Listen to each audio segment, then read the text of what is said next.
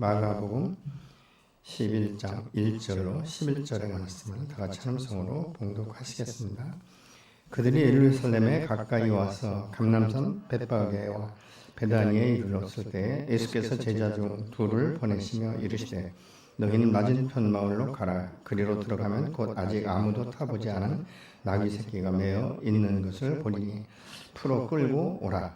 만일 누가 너희에게 왜 이렇게 하느냐 묻거든 주가 쓰시겠다 하라. 그리하면 즉시 이로 보내리라 하시니 제자들이 가서 본즉 나귀 새끼가 문 앞 거리에 매어 있는지라. 그것을 흔히 거기 서 있는 사람 중 어떤 이들이 이르되 나귀 새끼를 풀어 무엇을 하려느냐 하매 제자들이 예수께서 이르시되 이르신 대로 말하는데 이에 허락하는지라.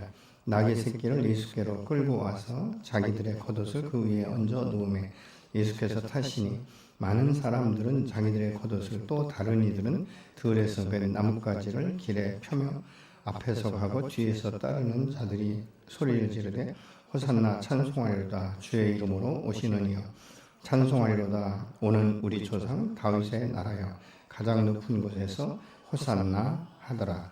예수께서 예루살렘에 이르러 성전에 들어가사 모든 것을 둘러보시고 때가 이미 저물매 12 제자를 데리시고 베다니에 나가시니라. 아멘.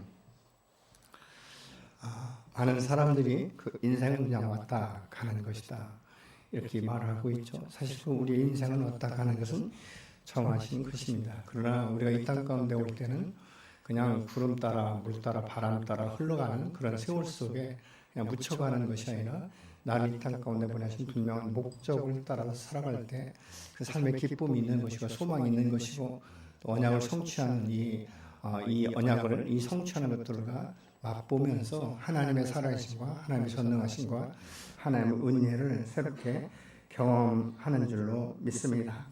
여러분의 인생 가운데 분명한 목표가 무엇입니까? 세상적인 성공입니까? 이 세상적인 성공은요, 열심히 노력하다가 안 되면 굉장히 꺾이기가 참 너무 쉽습니다. 하나님 안에서의 참 소망은 어떤 역경과 어떤 고난이 온다 할지라도 꺾이질 않아요. 왜냐하면 그 마음 가운데 소망을 주시고 함께 동행하시는 하나님의 역사가 있기 때문인 줄로 믿습니다.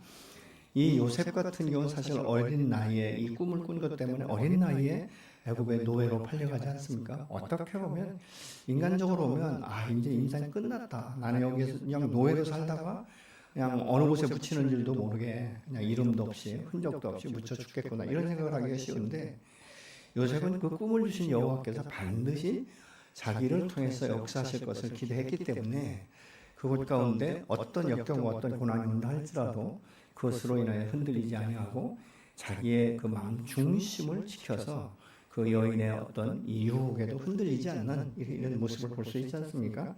그의 믿음과 그의 훈련을 통해서 여호와께서 애굽의 총리로 세우시면서 그로 인하여서 이스라엘 백성들이 이제 그 가운데 애굽으로 내려가는 이런 놀라운 이 예배된 이 삶을 통해서 하나님의 살아계신 전능하심을 그의 삶 가운데 드러내게 된 줄로 믿습니다. 예수님이 이 땅 가운데 오실 때 사실은 말씀이 육신이 되어서 오셨고 천의 잉태에서 오셨지만 그분은 분명한 삶의 목적이 있었습니다. 그래서 나는 이 땅 가운데 와서 그냥 왔다 가는 것이 아니라 하나님께서 나를 보내신 목적을 따라 내가 살아간다라고 요한복음 8장 14절에서는 이렇게 말씀합니다. 예수께서 그들에게 대답하셨다. 비록 내가 내 자신에 대하여 증언할지라도 내 증언함 참되도다. 나는 내가 어디로 가는지 알고 있기 때문이다. 그러나 너희는 내가 어디서 와서 왔는지도 모르고 어디로 가는지도 모른다. 이렇게 지금 말씀하고 있습니다. 여러분은 어떻습니까? 여러분의 인생은 어떻게 되는 것 같습니까? 하나님께서 이 땅 가운데 보내실 때 분명한 목적을 여러분에게 주셨다라고 그렇게 믿습니까? 그 목적을 하나님에서 발견하셨습니까? 우리는 예수 믿고 거듭나면 하나님의 자녀가 되고 정말 하나님을 아버지라고 부르는 이 신분으로 만족해서는 안 되는 거예요. 우리가 이 땅 가운데 예수 믿고 구원받은 건 축복입니다. 세상 사람들이 경험하지 못했던 놀라운 축복을 우리가 지금 받고 있는 거예요. 그런데 이것으로 끝날 것인가? 아니라는 것이죠. 하나님이 나를 선택하고 부르실 때는 분명한 목적이 있는 거예요. 여러분, 여러분의 이 육신의 부모를 통해서 이 땅 가운데 오셨지만 하나님은 여러분의 육신의 부모가 아니라 이 땅 가운데 그 모태에 조성하기 전부터 여러분의 삶과 인생을 분명히 계획하신 줄로 믿으시기 바랍니다. 그렇다면 예수 믿기 전에는 그게 뭔지 몰랐어요. 그 길을 찾을 수가 없었어요. 예수 믿고 나니까 하나님께서 나를 얼마나 사랑하시는지 알게 되는 것이고, 내가 새로운 사람으로 거듭나서 새로운 인생, 새로운 그 길을 걸어가는데 한 걸음 한 걸음 걷는 것이 때로는 이 좁은 길이기 때문에 힘들 것 같지만 결국은 승리하게 되는 그 결과를 하나님께서 반드시 이루어내실 줄로 믿습니다. 예수님께서는 이제 생애 가운데 일반 사역을 하시고 이제는 예루살렘에 입성하시는 것은 하나님께서 이 땅 가운데 보내신 그 목적을 성취하기 위해서 지금 오시는 것입니다. 그래서 1절 3절에 보면 예루살렘에 입성하기 위해서 감람산 베다니에 이뤘을 때 제자들을 보내시면서 맞은편 마을로 들어가면 나귀가 매여 있을 것이다. 근데 그 나귀를 풀어오라고 말합니다. 사람이 왜 그 나귀를 풀어가냐 이렇게 물으면 주께서 쓰시겠다라고 말하면 그가 그 나귀를 보내줄 것이다. 이렇게 지금 말씀하시는 것을 우리가 봅니다. 그래서 이 주님은 예루살렘에 입성하실 때 상황 따라서 내가 어떻게 하겠다 이런 것이 아니에요. 아주 굉장히 구체적인 그 계획 아래 예루살렘에 입성하시는 것을 우리가 볼 수 있게 되는 것이죠.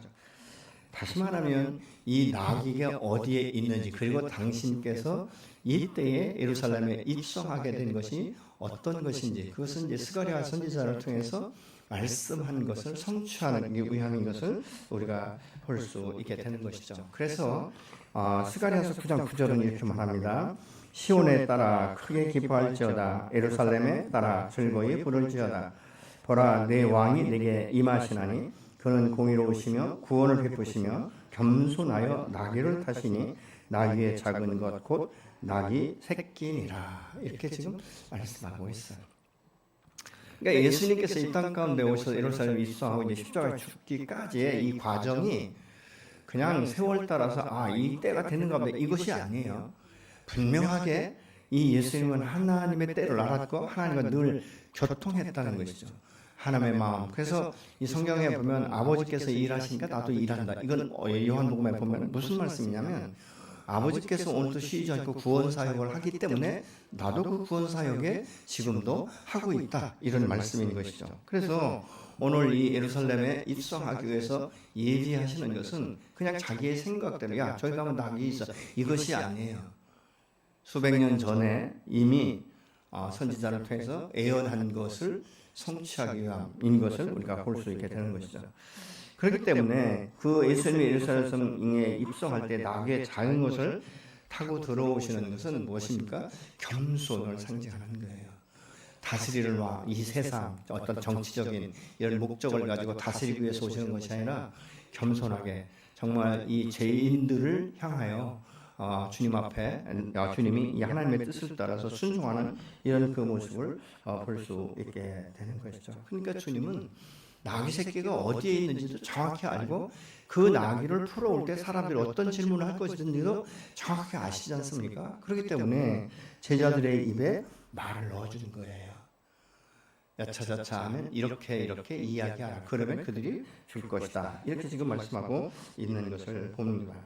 예수님이 예루살렘에 입성하는 것은 죄로 인하여서 영이 죽어있고 하나님과의 교제가 단절된 이 관계 가운데, 그래서 하나님의 뜻을 알지도 못하고 묻지도 아니하는 이런 인간을 위해서 이 땅 가운데 오신 그 목적을 성취하기 위해서 한 걸음 한 걸음 오시는 것을 우리가 봅니다. 사실 우리가 예수 믿기 전에는요, 나의 영혼이 죽어있는지조차도 모르지 않습니까? 하나님이 어떻게 나를 사랑하시는지, 여러분 하나님의 사랑을 세상 사람들은요 상상도 못합니다. 얼마나 큰 사랑입니까? 자기 아들을 내어 주기까지 사랑하시는 그 사랑인 것을 우리가 알 수 있지 않습니까? 그렇기 때문에 이 주님께서는 이 작은 나귀 새끼를 타고 오시는 것을 예루살렘 사람들은 예수님이 지금까지 갈릴리 지방 등에서 사역하신 그 일들을 다 듣고 있었어요. 그러니까 뭐 죽은 자도 살리고 뭐 38년 된 자도 살리고 얼마나 많은 그죠? 눈먼 자도 살리고 회복시키시고 이런 이야기를 듣다 보니까 이분은 정말 전능자다. 이분이 우리의 왕이 되신다면 지금 이 로마의 압제 아래에 있는 이 모든 끈들을 새롭게 풀어낼 것이다. 그리고 이분을 우리가 왕으로 세운다면 아마 우리나라는 전 세계적으로 열방 가운데 강력한 나라가 될 것이다. 이런 생각을 하고 있는 거예요. 그래서 8절로 9절을 같이 보시겠습니다. 많은 사람이 자기들의 겉옷을 길에다 폈으며 다른 사람들은 들에서 잎많은 생나무 가지들을 꺾어다가 길에 깔았다. 그리고 앞에 가서 사람들과 뒤따르는 사람들이 외쳤다. 호산나 복되시다. 주님의 이름으로 오시는 분. 이렇게 지금 말하고 있는데 호산나라는 말은 우리가 잘 아는 대로 구원하소서 이런 뜻이고요. 호시아나라는 이 단어를 같이 붙이면 우리가 비옵나니 우리를 지금 구원하소서 이런 의미를 가지고 있는 거예요. 이들이 대대적으로 이 환영하는 것은 사실 예수님께서 예루살렘에 입성하시는 목적과 전혀 다른 것들이거든요. 예수님은 영원 구원을 위해서 입성하고 계신데 이들은 자기들의 육체의 자유함, 이 로마의 압제에서 풀어줄 왕을 지금 기대하고 있는 것이죠. 이스라엘 백성들은요, 대개 보면 어떤 신적, 그러니까 이 통치보다는 육신의 이 통치를 굉장히 원하는 것 같아요. 왜냐하면 사울을 왕으로 세우게 된 것도 더 이상 우리가 이 신적 통치보다는 이웃 나라처럼 이 육신에 보이는 왕으로. 근데 왜 사람들이 자꾸 이 육신에 보이는 자를 지도자로 세우려고 하는가? 안정감이에요. 우리 하나님은 흔적이 보이지 않습니다. 음성은 들리죠. 근데 이 음성을 듣지 못하는 사람들은 눈에 보이는 것이 너무 좋은 거예요. 여러분 왜 이 사람들이 우상을 섬기는지 아십니까? 눈에 보이기 때문에, 손으로 만질 수 있기 때문에. 그것이 사람들에게 굉장한 안정감을 갖게 되는 거예요. 사실은 어떻습니까? 신적 통치, 여호와 하나님께서 우리의 왕이 되시고 우리의 주인이 되시고 우리의 인생을 주관하시는 것이 가장 큰 축복 중에 축복 아니겠습니까? 근데 이것은 어떻습니까? 우리가 불러도 때로는 하나님이 대답하지 않으시는 것 같은 거예요. 그냥 공중에 대고 메아리도 돌아오지 않는 그냥 그 외침의 소리와 같을 때가 있다는 것이죠. 그러나 어떻습니까? 우리가 주님의 말씀을 주야로 묵상하고 그 말씀을 붙들고 하나님 앞에 기도할 때 우리의 마음 가운데 하나님의 음성을 들을 수 있는 것이고 말씀을 또 풀어주셔서 그 말씀에 확신을 갖게 되기 때문에 우리가 소망 가운데 인내하게 되는 이런 역사가 일어나게 되는 줄을 믿으시기 바랍니다. 여러분 약속을 믿고 기도하는 사람은요 반드시 성취돼요. 저는 그걸 믿습니다. 내 생애 가운데서도 그것이 성취되지만 내 사후에도 그 모든 기도의 제목들은 성취되기 때문에 믿음의 사람은 그냥 때를 가리지 아니하고 내가 기도할 수 있을 때 하나님과 함께 기도하고 교제하고 함께 동행하는. 왜냐하면 이런 것들이 새로운 것이 아니지 않습니까? 에녹 같은 경우는 자식을 놓고 300년을 하나님과 동행했다. 그 죽음을 보지 않았다라고 말하고 있지 않습니까? 우리의 믿음의 선진들이 주님과 동행했고 죽음을 보지 않았다면 우리는 요한복음 11장의 말씀처럼 부활이요 생명이신 그 주님과 함께 오늘날도 우리가 동행하고 때로는 주님의 재림이 내가 살아있는 동안 오면 우리도 죽음을 보지 않고 들림받는 놀라운 축복의 역사가 일어나게 될 줄로 믿습니다. 그래서 이들이 얼만큼 외치냐면요 10절에 이렇게 말합니다. 복되다 다가오는 우리 조상 다윗의 나라여 더 없는 높은 곳에서 호산나 하더니 이렇게 지금 말하고 있어요. 군중들이 다윗의 자손이라고 부르는 것은 예수님은 하나님이 보내신 이스라엘의 구원자라는 뜻이에요. 그러니까 구원자라는 뜻은 맞는데 이들이 추구하는 것이 다르다는 것이죠. 주님이 오신 목적과 그들이 추구하는 것들이 다르다는 것을 우리가 볼 수 있습니다. 그래서 이들은 지금 그렇게 입술로 외치는 것이죠. 더없이 높은 곳에서 호산나, 이것은 구원이 지극히 높은 하나님으로부터 임했다 이런 뜻이에요. 그러니까 구원이 이루려면 어떻습니까? 전능자가 있어야 된다는 것이죠. 예수님을 제대로 알지도 못하는 이들이 왜 주님을 향해서 자신들의 귀한 겉옷을 벗어 깔며 지나칠 정도로 환영하는가? 다른 것이 아니에요. 이 예수님 앞에 모든 자기의 권위를 내려놓는 거예요. 겉옷을 벗어 깔았다는 것은 그만큼 자기들은 낮아지고 주께서 말씀하시면 복종하겠다. 그러니까 이 나라의 왕이 되어서 이 통치할 때 내가 당신의 말씀에 당신의 명령에 복종하겠다. 이런 의미가 같이 있는 거예요. 잎이 많은 나뭇가지를 꺾어다. 이건 종려나무예요.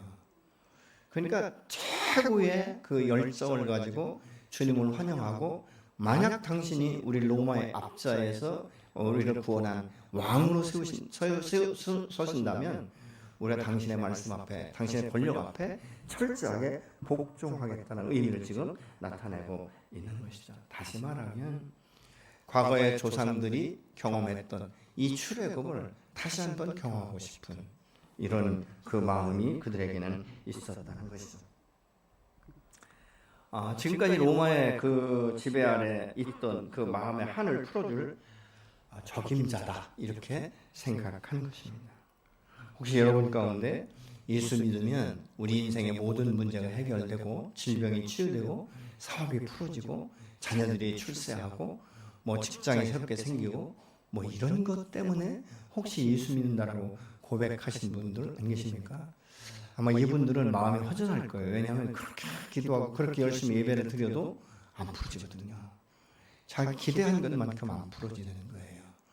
여러분, 우리 주님은 도깨비 방망이가 아니에요. 그분과 우리의 관계는 인격적인 관계, 그 인격적인 만남을 통해서 그 깊이를 더해갈 때 이 세상 가운데 맛볼 수 없는 놀라운 이 축복과 그 안에서의 안정감, 평안, 기쁨, 뭐 이런 것들을 우리가 맛보게 될 줄로 믿습니다. 그래서 우리는 한번 질문해 봐야 돼요. 내가 어떤 의미로 주님을 만나는가? 그리고 내가 무슨 목적을 가지고 지금 주님 앞에 기도하면서 주님 앞에 예배자로 나와 있는가? 이런 것들을 다시 한번 돌아봐야 될 줄로 믿습니다. 주님은 이 정치적으로 이 나라와 이 땅과 민족과 모든 것들을 통치하기 위해서 오신 것이 아니에요. 그러려면 왜 아주 그 새끼 나귀를 타고 들어오셨겠습니까? 아주 거창한 이 군대를 끌고 들어왔어야 되죠. 장군들을 세우고 병거를 막 끌고 이렇게 들어와야 되지 않겠습니까? 근데 전혀 그렇지 않다는 거예요. 그러니까 침례 요한 같은 경우는 예수님을 뭐라고 말합니까? 요한복음 1장 29절에 보니까 보라, 세상 죄를 지고 가는 하나님의 어린 양이로다, 이렇게 고백하는 것을 우리가 볼 수 있지 않습니까? 세상 죄를 지고 가는 하나님의 어린 양이다. 이 구약에서는요, 제물을 드릴 때 흠 없는 어린 양을 주로 많이 드렸습니다. 그래서 이 마가복음 10장 45절을 같이 보시겠습니다. 인자는 성령을 받으러 온 것이 아니라 섬기러 왔으며 많은 사람을 구원하기 위하여 치를 몸값으로 자기 목숨을 내주러 왔다. 이렇게 세번역 성경은 말씀을 하고 있어요. 섬김을 받기 위함이 아니다. 그러니까 나귀를 타고 오시는 것도 섬김 받기 위해서 아주 훌륭한 말, 뭐 어떤 적토마나 이런 걸 타고 오시는 것이 아니지 않습니까? 인간적으로 굉장히 초라하게 지금 들어오고 있는 거예요. 그런데 사람들의 생각엔 그 나귀를 타고 오는 예수님의 모습이 초라한 것이 아니라 그 속에서 역사되는 주의 권능을 본 것이에요. 어떻게 해요? 그 전에 이 예루살렘에 입성하기 전에 주님께서 곳곳에 다니면서 사역하셨던 이 행적들을 본 사람도 있을 것이고 들은 사람도 있을 것이에요. 그렇기 때문에 뭐 어떻게 들으든지 저분은 하나님 보내신 전능자이기 때문에 능히 우리를 이 정적인 압박에서 구해낼 것이다, 이런 생각을 하고 있는 것이죠. 그렇기 때문에 예수님께서 세상에 오신 근본적인 목적은 많은 사람들의 죄값을 대신 지불하고 그들에게 영원한 생명을 주기 위해서 오신 것인데 이들이 지금 착각하고 있다는 것이죠. 그럼 이 예수님께서는 왜 굳이 십자가에 죽으셔야 되는가? 그것은 하나님의 사랑 때문인 거예요. 요한일서 4장 10절에 이렇게 말합니다. 사랑은 여기 있으니 우리가 하나님을 사랑하는 것이 아니요 하나님이 우리를 사랑하사 우리 죄를 속하기 위하여 화목제물로 그 아들을 보내셨습니다. 아멘. 그럼에도 불구하고 그들은 예수님의 그 입성을 정치적인 메시아로만 받았다는 것입니다. 그렇기 때문에 그 권위 아래 들어가는 것은 아주 기쁨으로 들어가는 것이죠. 그런데 문제는 무엇입니까? 이런 목적을 가지고 맞이하는 사람들은요, 시간이 지나면서 자기가 기대했던 것보다 전혀 다른 길로 가면 아주 실망을 하면서 오히려 배반하는, 거역하는, 오히려 분노하는 이런 일들이 일어나게 되는 것들을 우리가 이 성경을 통해서 알 수 있게 되는 것이죠. 예수님은 죽은 영혼을 살리기 위한 목적으로 들어오시는데 그들은 전혀 다른 목적을 가지고 예수님을 환영했다는 것이죠. 우리가 예수를 만나면 지금까지 산 생명보다 이 삶보다는 전혀 다른 삶을 살지 않습니까? 묶임이 풀어지기 시작하고 사람들을 용납하기 시작하고 우리가 물질에 막 그냥 구두쇠가 되어서 그렇게 그냥 움켜쥐던 이런 삶이 이제는 이웃을 향해 다른 사람을 향해 풀어지는 이런 역사들이 일어나는 것은 어떻게 지나고 나면요 기적 같은 것 아니겠습니까? 이 세상은요 대부분이 다 움켜잡으려고 해요. 근데 예수 믿는 사람도 이런 사람들이 굉장히 많습니다. 그래서 하나님의 주인 되심을 인정하지 않는 경우가 굉장히 많아요. 그러면서도 하나님께 축복받기를 원하죠? 아니에요, 여러분. 하나님은 작은 것을 주시고 어떻게 사용하시는가를 보시면서 풀어주기 시작하는 거예요. 여러분 이것이 큰 축복인 줄로 믿으시기 바랍니다. 지금 내가 부족하기 때문에 우선 모으고 나중에 크게 되면 내가 후하게 쓰겠다? 아니에요. 작은 것에서 흘려보낼 수 없는 사람은요 큰 것이 오면 더 흘려보낼 수 없어요. 왜 그러지 않습니까? 액수가 커지는 거예요. 여러분 10만 원 받을 때 11조 못하는 사람이 100만 원 받으면 11조 할 수 있을 것 같습니까? 못하는 거예요. 더 크잖아요. 더 아깝잖아요. 어떻게 번 돈인데 그렇죠? 쓸 일이 얼마나 많은데 이런 일들을 우리가 볼 수 있다는 것이죠. 그래서 우리는 이 땅 가운데 오신 그 주님의 목적이 달라요. 어둠의 영의 목적과 주님의 목적이 다르다는 것을 요한복음 10장 10절은 이렇게 말합니다. 도둑이 오는 것은 도둑질하고 죽이고 멸망시키려는 것뿐이요 내가 온 것은 앞으로 생명을 얻게 하고 더 풍성히 얻게 하려는 것이라. 아멘. 예수님께서 이 땅 가운데 오신 목적이 달라요. 사단은 사람의 영혼을 도적질해요. 죄악을 그냥 죄악을 버텨서 사는 사람들과 같아요. 죄를 져도 얼굴색 하나 변하지 않습니다. 얼마나 뻔뻔한지 모릅니다. 사기꾼의 얼굴이 바뀌는 거 보셨습니까? 여러분 보이스피싱 하는 사람들이 막 얼굴이 바뀌는 거 보셨습니까? 말톤이 바뀌는 거 보셨습니까? 아니에요. 아주 천연덕스럽습니다. 이런 것들을 우리가 볼 수 있다는 것이죠. 목적이 달라요. 영혼을 정말 자기의 노예로 삼아서 영원한 지옥불로 가게 하는 것이 어둠의 영이에요. 주님은 어떻습니까? 사망의 그 길에 걷는 사람들을 막아서서 돌아서라고 말씀하시는 거예요. 그래서 내가 길이요 진리요 생명이라고 말씀하고 있는 거예요. 그 길로 돌아서기만 하면 우리는 새로운 인생을 살아갈 수 있는 것이죠. 여러분 우리 육신의 이 장막이 무너질 때까지 사는 것은요 사람마다 그 연수와 기한이 다 다릅니다. 그러나 내가 60이 되어서 예수를 믿고 65세에 죽는다 할지라도 예수 믿는 것이 큰 축복인 줄로 믿으시기 바랍니다. 하나님 앞에 일하는 것 없지만 그래도 공로는 없지만 내가 믿을 수 있는 믿음을 가졌다는 것이 그 축복이에요. 내가 스스로 믿은 것 같습니까? 아니에요. 성령의 도우심이고 누군가의 기도가 있었기 때문에 누군가에 의해서 복음을 한 번이라도 들어봤기 때문에 이런 역사가 일어나게 되는 줄로 믿으시기 바랍니다. 대부분의 사람들은 이 세상을 살아갈 때 예수를 모르면 생존만을 위해 힘써요. 얼마나 억적같이 그렇게 살아내는지 모릅니다. 그리고 자기의 모든 짐들, 인생의 짐을 정말 얼마나 많이 지고 가는지 몰라요. 하나라도 놓칠세라 막 여기저기에 붙이고 끌고 나중엔 지쳐가면서 뭐라고 말할까? 나 죽을 것 같아. 그래도 그 길을 걷고 있지 않습니까? 왜 그렇습니까? 어둠의 영에 사로잡혔기 때문에 너무 그 마음 가운데 욕심이 충만한 거예요. 그러니까 죄를 낳게 된 거예요. 그러니까 죄가 이 욕심이 장성하는 거예요. 그러니까 죄를 낳는다. 이렇게 분명히 성경을 말씀하고 있잖아요. 그러니까 죄는 무엇입니까? 죽음의 길인 것이에요. 그렇기 때문에 우리는 생존을 위해 살아가는 것이고 이 세상 사람들처럼 내 운명이 그렇다. 팔자가 전혀 아닙니다. 여러분. 우리의 운명과 팔자는 예수 만나는 것이에요. 예수 만나서 새로운 삶을 살아가는 것이죠. 과거에 경험하지 못했던 새로운 그 비전을 우리가 사는 것이에요. 그 길을 걷고 있는 거예요. 때로는 외롭죠. 근데 여러분 외롭다는 것을 보니까 내 안에 아무것도 없다는 거 아니에요. 여러분. 내 안에 주님이 계십니다. 그리고 그분은 말씀하는 거예요. 내가 머물러 계시고 내가 일어서기를 원하면 일어서시지만 때로는 우리에게 돌아설 기회를 주시기 위해서 때로는 고난과 역경도 주시기도 하는 거예요. 그걸 통해서 깨달으라고, 그걸 통해서 돌아서라고. 너의 길은 이 길이 아니라고 말하고 있는 것이죠. 그렇기 때문에 복인의 길이 무엇입니까? 악인의 길을 좇지 아니하고 죄인의 자리에 서지 않는 것 아니겠습니까? 오직 여호와의 말씀 안에서 주님과 함께 동행하는 삶인 줄로 믿으시기 바랍니다. 사람은요 이 눈에 보이는 것으로 풍성한 것이 풍성함이 아니에요. 여러분 돈 많은 사람 중에서 마음이 가난한 사람이 얼마나 많은지 아십니까? 먹지도 못해요. 너무 아까워가지고. 그래서 살 필요 없는 거예요. 여러분, 우리는 이 삶 가운데 살아갈 때 세상 사람과 달라야 돼요. 무엇이 중요한지 아십니까? 내 마음의 평화예요. 내 마음의 기쁨이에요. 내 마음의 안정감이에요. 그것이 나를 나되게 하고요. 그걸 통해서 나의 이웃 가운데 안정감을 주는 거예요. 축복이 무엇인지를 그들에게 가르쳐 주는 거예요.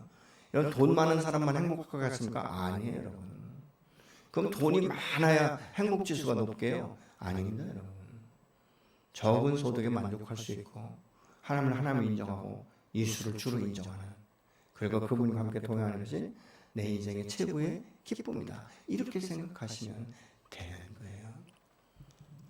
여러분, 예수 믿으면 아무것도 못할 것 같습니까? 아니에요.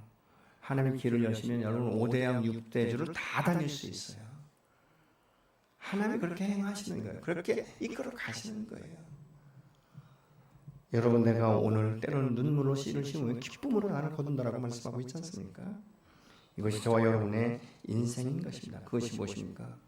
나를 이 땅권에 보내신 이의 목적이 무엇인지를 찾는 거예요. 그 목적, 그것을 찾으면 우리의 삶의 방향이 달라지고요. 내 마음 자세가 확 달라집니다. 여러분, 우리가 그렇기 때문에 막 허둥지둥 막 남처럼 그렇게 부자 되려고 사는 거, 이것이 아니라 남과 다른 삶을 살 수도 있지 않습니까? 왜요? 크고 비밀한 것들을 알기 때문에. 그래서 주님께서는 말씀하잖아요. 기도하면 내가 알지 못하는 크고 비밀한 것들을 깨닫게 하리라. 이런 그 부분들을 우리가 볼 수 있게 되는 것이죠. 여러분, 우리가 기도하다 보면요, 전혀 상상하지 못했던 일들을 이루어 가시는 하나님을 경험할 수 있는 거예요. 그렇기 때문에 내가 어떻게 살 것인가, 특히 이 젊은이들은 여러분의 인생은 그냥 보편적으로 볼 때 나이 먹은 사람보다 살 날이 더 멉니다. 그렇기 때문에 여러분 조급하게 생각하지 마세요. 다 무엇이 중요한지 아십니까? 하나님께서 내 인생 가운데 무엇을 원하시는가? 내가 무엇을 바라보기를 원하시는가? 그 어떤 길을 가기를 원하시는가? 이것을 여러분 놓고 기도하셔야 됩니다. 결혼 대상자도 뭐 돈 많고 외모가 아름다우면 되는지 아십니까? 옛말에 그런 말 있어요. 얼굴값 한다, 이런 말도 있어요. 너무 외모에 치중하지 마세요. 중요한 건 마음이에요. 그 마음이 하나님 안에 있는가, 하나님과 동행하는 삶을 살고 있는가. 이것이 얼마나 큰 일인지 아십니까? 내가 혼자 기도하는 것보다 여러분 함께 믿음의 사람이 손잡고 기도할 때 얼마나 큰 힘이 나겠습니까? 주님이 성경에서 말씀하잖아요. 한 겹줄로 두 겹줄, 두 겹줄로 세 겹줄이 나오는 무엇인가? 연합하기 때문에. 그래서 형제가 연합하여 동감이 어찌 그리 아름다운 거, 이런 것을 우리가 볼 수 있게 되는 것이죠. 더 풍성한 삶은 무엇입니까? 내 마음과 내 기쁨이 더해지는 것이고 감사가 넘치는 것이에요. 여러분, 이런 그 부분들, 감사가 감사를 낳게 되는 이런 그 부분들을 우리가 볼 수 있게 되죠. 보내신 이의 목적을 따라 찾고 그 길을 따라갈 때 내가 상상하지 못했던 더 풍성한 삶으로 축복하시는 주님이 저와 여러분 안에 오늘도 역사되어지기를 예수 이름으로 축원합니다. 이것을 먼저 이런 그 길을 가려면 어떻습니까?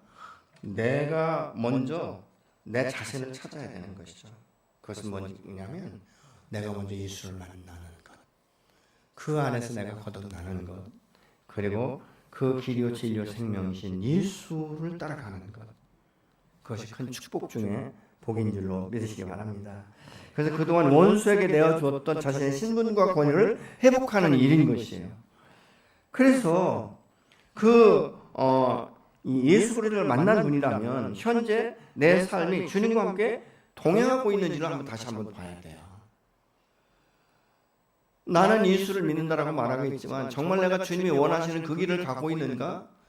때로는 우리가 너무너무 쓰러지고 내 의지대로 안 되면요, 기도하셔야 되는 것이죠. 하나님, 내게 믿음을 주십시오. 내가 말씀을 따라 믿음으로 살기를 원하는 그 마음은 간절하지만 나는 여전히 아직도 인내력이 부족하고, 그래서 믿음이 부족하기 때문에 날마다 넘어지는 나의 모습을 봅니다. 주님, 내 손잡아 주옵소서. 내게 말씀하시고 가르쳐 주시옵소서. 이렇게 주님 앞에 기도할 때 하나님께서 어느 순간부터 말씀하기 시작하는 거예요. 그리고 예수 믿는 사람은요, 우리의 주인은 주님이신 거예요. 그 왕권을 우리는 이미 예수님 앞에 내어드린 것 아니겠습니까?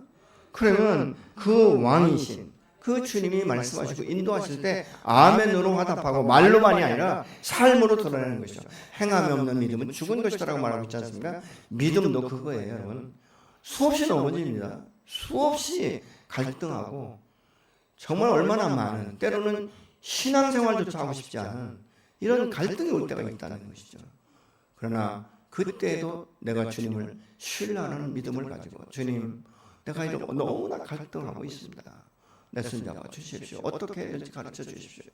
여러분, 그리고 주님 앞에 나가 머물러 있으면 주님 말씀하기 시작하는 거예요. 우리 주님은 살아계십니다. 모든 우상들, 헛된 우상들처럼 대화, 소통이 안 되는 것이 아니에요.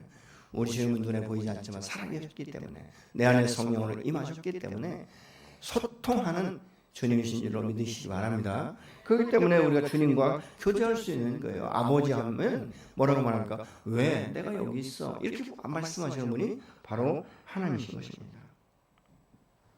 예수님이 이 죄악에 가득한 이 예루살렘에 입성하시면서 자신이 유월절 희생양으로 드려질 것을 알고 있어요. 그래서 이때 자기가 이제 제물로 드려질 것을 알면서도 그 길로 가시는 것 아니겠습니까? 그렇기 때문에 이 십자가를 지기 전에 그 감람산에서, 겟세마네 동산에서 정말 얼마나 간절히 기도하십니까? 그분은 성자 하나님이신데도 불구하고 그 십자가가 얼마나 험난한 것인지를 알기 때문에, 아버지, 할 수만 있으면 이 잔을 내게서 옮겨 주십시오. 그러나 내 원대로 마옵시고 아버지 뜻대로 이루어지기를 원합니다. 궁극적으로 아버지 앞에 자기 인생을 의탁하지 않습니까? 인간적으로 볼 때는 저주받은 것이죠. 그 하나님 편에서 볼 때는 당신이 이 땅 가운데 아들을 보내신 목적을 성취하시면서 영광 받으시는, 그것이 바로 십자가 사건인 줄로 믿습니다. 예수를 믿으면요, 삶의 방향이 바뀌어요. 그래서 왜냐하면 우리가 회개하면서 마치 차를 운전할 때 턴하는 것처럼, 뉴턴하는 것처럼 다른 길로 가게 되는 것이죠. 만약 예수께서 이스라엘 백성들의 유혹에 응하셨다면, 아까도 말씀드렸지만 아주 적토마 같은 그 말을 타고 아주 위풍이 당당하게 많은 군사를 끌고 들어왔을 것이에요. 그러나 그 어린 나귀를 타고 오시는 것은 겸손히 낮은 자리에 서서 그 권력과 통치가 아니라 정말 그 사랑의 헌신과 섬김, 온 열방 가운데 구원의 역사가 일어나기를 원하시는 그 마음으로 들어오신 것이죠. 근데 어린 나귀를 탔다고 해서 비굴하거나 비참하거나 그런 생각 안 하셨어요. 얼마나 당당한지 당당하게 오신 것이죠. 여러분, 여기에서 보면 이 제자들이 그 나귀에게 자기 옷을 벗어 얹었다, 그리고 이제 다른 사람들이 그랬다 말했잖아요. 근데 사실 제자들도 예수님이 예루살렘 성에 입성하실 때는 십자가에 죽기 위해서 오시는 줄 몰랐어요. 그러니까 이 제자들도 그러잖아요. 주님, 만약 예루살렘에 오셔서 이 모든 이 문제를 해결하시면 누구를 우편에, 누구를 좌편에 두시겠습니까? 이렇게 질문하잖아요. 이것이 인간이에요.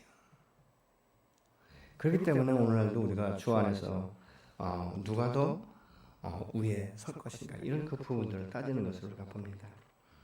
때로는 교회에서 직분에 대해서 그렇게 말하고 있지 않습니까? 저 사람은 왜 저 직분을 주고 나는 왜 안 주는가, 이런 것 때문에 시험 드는 경우 종종 있는 것들을 우리가 봅니다. 그래서 우리가 오늘날 이 주님 앞에, 그러니까 이 예수님이 말이죠, 이 십자가에 죽으실 때도 사실은 그 예수님에 대해서 이렇게 변호할 수 있는 사람이 없었어요. 그러니까 무엇이죠? 예수님이 십자가에 죽으실 때 때로는요, 막 유대인들이 아니면 그 예수님에 대해서 저주하고 침받고 막 이런 사람들도 있었잖아요. 뭐라고 말할까? 네가 하나님이면, 네가 정말 하나님의 아들이면, 네가 구원자라면 십자가에 내려와라, 이런 말로 할 수 없는 이 저주를 퍼붓는 것들을 우리가 보지 않습니까? 그때도 주님은 잠잠히 계셨던 것을 볼 수 있죠. 예수님이 이 땅 가운데 당신이 오신 목적을 정확히 아신 것이에요. 그렇기 때문에 그 길을 가는 것이죠. 우리가 예수를 만나고 그 십자가의 사랑과 은혜를 우리가 경험한 사람이라면 오늘 또 우리는 그 길을 한 걸음 한 걸음씩 가야 될 줄로 믿습니다. 세상 어둠 이 공중 권세 잡은 자의 그 노예들은요, 예수 믿는 사람들을 잘 못마땅해 해요.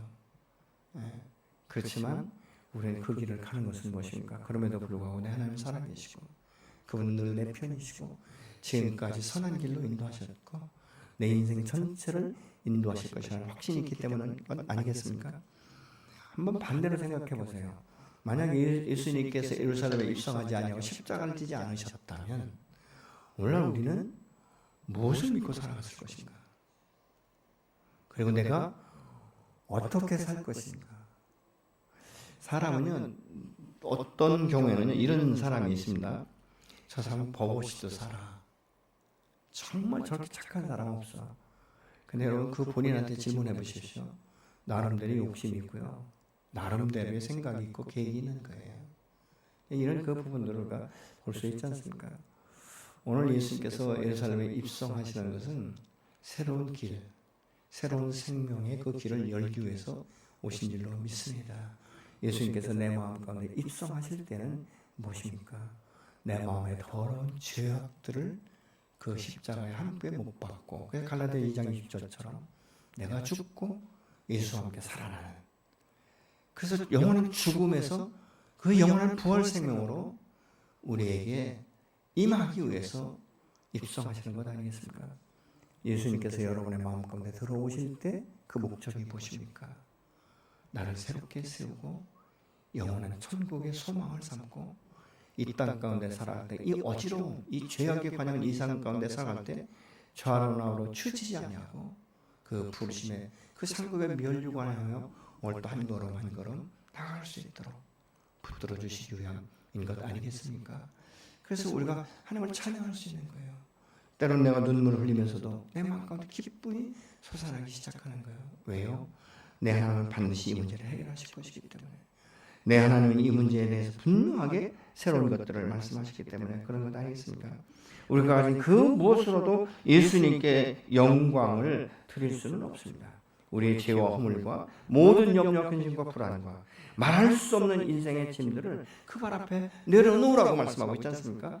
수고하고 무거운 짐진들아 다 내게로 오라. 그리고 너의 그 무거운 짐들을 내게 맡겨라. 그리고 쉽고 가벼운 멍에 내가 너에게 준 말씀을 붙들고 살아갈 때 너희의 인생을 풀어줄 것이라고 오늘 또 주님은 말씀하고 있는 줄로 믿으시기 바랍니다. 오늘 이 예배 가운데 주의 성령의 강력한 임재가 저와 여러분의 마음의 근심과 염려와 두려움을 완전히 십자가에 못 박고 새로운 마음, 평강의 마음, 기쁨의 마음, 승리의 그 깃발을 높이 들 수 있는 그 하나님의 영광이 저와 여러분 안에도 임하기를 예수로 축원합니다.